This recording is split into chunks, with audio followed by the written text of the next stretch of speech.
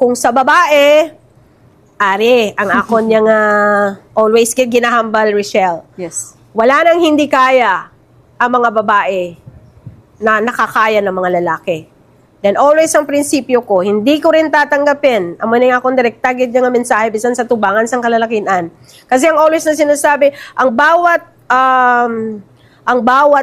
tawag nito, yung tagumpay ng lalaki, laging nasa likod si babae. Sabi ko, excuse me, hindi ako papayag doon. Ang bawat tagumpay ng isang lalaki, kanyang katuwang ay babae. So, pantay tayo, no? Dapat mananaig yung gender equality. No? Hindi natin tatanggapin na porke babae, minuson nyo ang kapatid. Dito ngayon, as the mayor of Coronadal City, hindi man ako sa nagmamalaki na, ayoko yung ganon. Pero,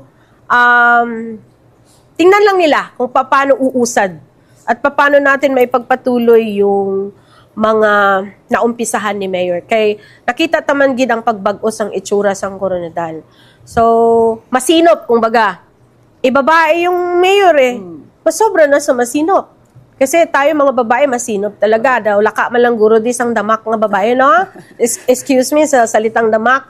Pero, yun ang akin. Ayoko yung marumi. No, kanina tinanong ko na yung GSO, sinong in charge sa roadside? Kaya gusto ko ang roadside malinis, no?